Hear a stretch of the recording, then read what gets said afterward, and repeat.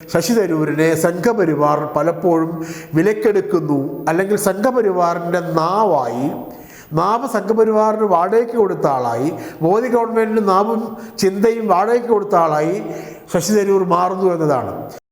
4ാം തവണ തിരുവനന്തപുരം MP ആയിരിക്കുന്ന ശശി തരൂരിനെ കോൺഗ്രസ് എന്ത് ചെയ്യും? ഈ ദിവസങ്ങളിലെ കഴിഞ്ഞ കുറേ മാസങ്ങളായുള്ള വരുന്ന മാസങ്ങളിലെയും $1 മില്യൺ ക്വസ്റ്റ്യനാണിത്.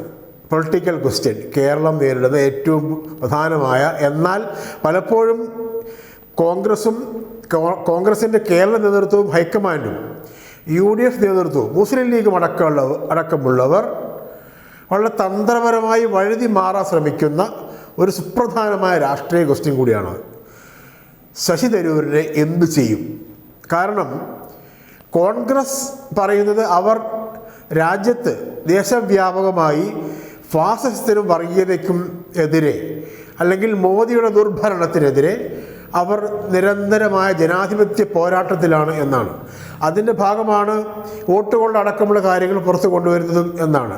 രാഹുൽ ഗാന്ധിയാണ് പറയുന്നത്, മല്ലികാർജ്ജുൻ ഖാർഗെയാണ് പറയുന്നത്, പുറത്ത് പാർലമെൻറ്റിൽ പ്രിയങ്ക ഗാന്ധിയാണ് പറയുന്നത്. പക്ഷേ അതേ മോദി ഗവൺമെൻറ്റിൻ്റെ, അതേ BJP നയിക്കുന്ന NDA ഗവൺമെൻറ്റിൻ്റെ രാഷ്ട്രീയ അജണ്ടകളെ കൃത്യമായി പ്രൊമോട്ട് ചെയ്യുന്ന ഒരു നേതാവാണ് കോൺഗ്രസിൻ്റെ തിരുവനന്തപുരം MP ശശി തരൂർ. അപ്പോൾ ഒരു വശത്ത് ഫാസിസ്റ്റ് വിരുദ്ധ രാഷ്ട്രീയം പറയുന്ന കോൺഗ്രസ് ശശി തരൂരിനെ എന്തിനു ചുമന്നുകൊണ്ട് നടക്കണം? ഈ ചോദ്യത്തിന് കോൺഗ്രസിന് കൃത്യമായി മറുപടി പറയാൻ കഴിയുന്നില്ല. 2009 മുതൽ 2009, 2014, 2019, 2024 4 പൊതു തെരഞ്ഞെടുപ്പുകളിൽ കേരളത്തിൻ്റെ തലസ്ഥാന മണ്ഡലത്തെ ഇപ്പോഴും പ്രതിനിധാനം ചെയ്യുന്ന MP ആണ് ശശി തരൂർ.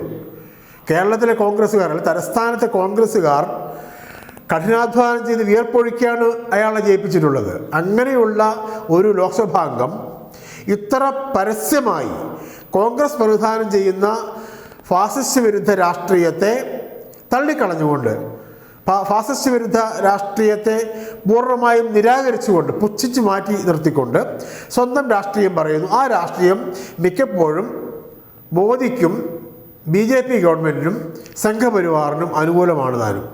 അപ്പോൾ ആ ചോദ്യം വീണ്ടും സജീവമാവുകയാണ്, എന്ത് ചെയ്യും ശശി തരൂരിനെ?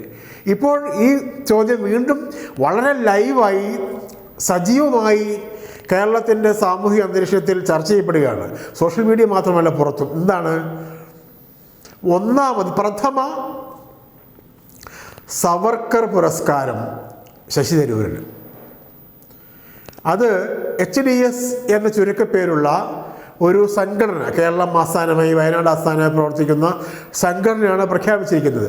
ആ സംഘടനയുടെ സംഘപരിവാർ ബന്ധം, RSS ബന്ധം നേരത്തെ തന്നെ പുറത്തു വന്നിട്ടുള്ളതാണ്. അതിൻ്റെ നേതാവ്, മുമ്പൊരു കേസിൽ പോലീസ് അറസ്റ്റ് ചെയ്ത അതിൻ്റെ നേതാവ്, അതിൻ്റെ ഭാരവാഹി സംഘപരിവാർ ബന്ധം നിഷേധിച്ചിട്ടുമില്ല. അങ്ങനെയുള്ള അയാൾക്ക് വേണ്ടി കോടതിയിൽ ഹാജരാകുന്നത് സംഘപരിവാറിൻ്റെ സജീവ സാന്നിധ്യമായ അഭിഭാഷകനാണ്. അങ്ങനെയൊക്കെ ഉണ്ട്. അങ്ങനെയുള്ളൊരു സംഘടന സ്വാഭാവികമായും അവർക്ക് സവർക്കറുടെ പേരിൽ ഒരു പുരസ്കാരം പ്രഖ്യാപിക്കാനുള്ള അവരുടെ സ്വാതന്ത്ര്യമൊന്നും ആരും ചോദ്യം ചെയ്യുന്നില്ല. പക്ഷേ ആ പുരസ്കാരം ആരാണ്? ഹിന്ദു മഹാസഭയുടെ നേതാവായിരുന്ന, നാഥുറാം വിനായക് ഗോഡ്സെയുടെ ഗുരുവായിരുന്ന, മഹാത്മജിയെ കൊന്ന കേസിലെ പ്രതികളിൽ ഒരാളായിരുന്ന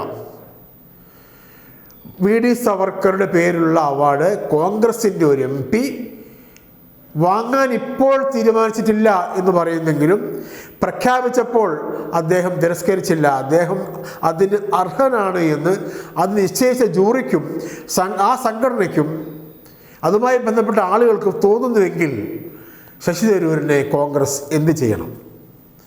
ആ ചോദ്യത്തിന് കോൺഗ്രസ് മറുപടി പറയേണ്ടതുണ്ട്. കാരണം ശശി തരൂരിന് വോട്ട് ചെയ്ത ആളുകൾ കോൺഗ്രസിൻ്റെ സെക്യുലർ സ്വഭാവത്തെ പ്രതിനിധാനം ചെയ്യുന്ന ആളുകളാണ്. അതാണല്ലോ കോൺഗ്രസ് പറയുന്നത്. കോൺഗ്രസിൻ്റെ മതനിരപേക്ഷ ജനാധിപത്യ സോഷ്യലിസ്റ്റ് രാഷ്ട്രീയത്തെ, അങ്ങനെയാണ് കോൺഗ്രസ് അവകാശപ്പെടുന്നത്, അങ്ങനെയുള്ള രാഷ്ട്രീയത്തെ പിന്തുണയ്ക്കുന്നവരാണ് കോൺഗ്രസ് പ്രവർത്തകർ. കോൺഗ്രസ് അനുഭാവികൾ ഏറെക്കുറെ അങ്ങനെയാണ്. അങ്ങനെയുള്ള ആളുകളുടെ വോട്ട് നേടി ജയിച്ച ശശി തരൂർ ഈ ഒരു രീതിയിൽ ബ്രാൻഡ് ചെയ്യപ്പെടാനും അവരുടെ ആളാണെന്ന് അവർക്ക് തോന്നാനും അവരുടെ ഇത്തരം പുരസ്കാരങ്ങൾക്ക് യോഗ്യനാണെന്ന് അവർക്ക് തോന്നാനും കാരണമായി മാറുന്ന ഒരു രാഷ്ട്രീയ ഭൂമിക ശശി തരൂരുമായി ബന്ധപ്പെട്ട് രൂപപ്പെട്ടിരിക്കുന്നു. ആ രൂപപ്പെട്ടിരിക്കുന്ന രാഷ്ട്രീയം ശശി തരൂരിനെ സംഘപരിവാർ പലപ്പോഴും വിലക്കെടുക്കുന്നു, അല്ലെങ്കിൽ സംഘപരിവാറിൻ്റെ നാവ് സംഘപരിവാറിന് വാടകയ്ക്ക് കൊടുത്ത ആളായി, മോദി ഗവൺമെൻറ്റിന് നാവും ചിന്തയും വാടകയ്ക്ക് കൊടുത്ത ആളായി ശശി തരൂർ മാറുന്നു എന്നതാണ്. അങ്ങനെ മാറുന്ന ശശി തരൂരിനെ കോൺഗ്രസ് എന്തിനു ചുമക്കണം, തരൂരിനെ കോൺഗ്രസ് എന്ത് ചെയ്യും എന്ന കോൺഗ്രസിൻ്റെ ഉപചോദ്യങ്ങളിലൊന്ന് അതാണ്. എന്തിന് തരൂരിനെ കോൺഗ്രസ് ചുമക്കണം? കോൺഗ്രസ്സിന് കേരളത്തിൽ ഇനിയും അധികാരത്തിൽ വരാൻ ആഗ്രഹമുണ്ടോ? കോൺഗ്രസ്സിന് ദേശീയ തലത്തിൽ BJPക്കും സംഘപരിവാറിനും NDAയ്ക്കും ബദലായി പ്രതിപക്ഷ മുന്നണിയെ നയിക്കാൻ ഇനിയും ആഗ്രഹമുണ്ടോ?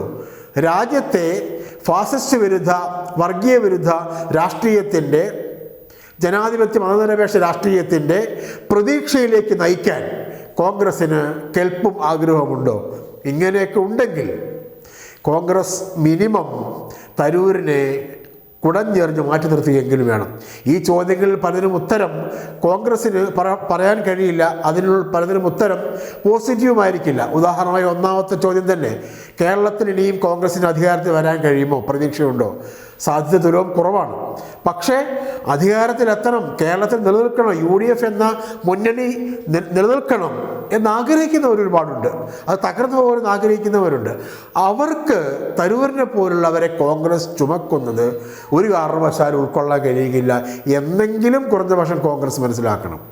അതുകൊണ്ട് 1, 2, 3, 4 എന്ന് എണ്ണിയാൽ കോൺഗ്രസ് BJPക്കും നരേന്ദ്രമോദിക്കും സംഘപരിവാറിനും വേണ്ടി നിരന്തരം വർത്തമാനം പറഞ്ഞുകൊണ്ടിരിക്കുന്ന ശശി തരൂർ MPയെ രാഷ്ട്രീയമായും സംഘടനാപരമായും എന്ത് ചെയ്യണം, എങ്ങനെ മാനേജ് ചെയ്യണമെന്ന് കോൺഗ്രസ് തീരുമാനിക്കേണ്ട സന്ദർഭം അതിക്രമിച്ചിരിക്കുന്നു.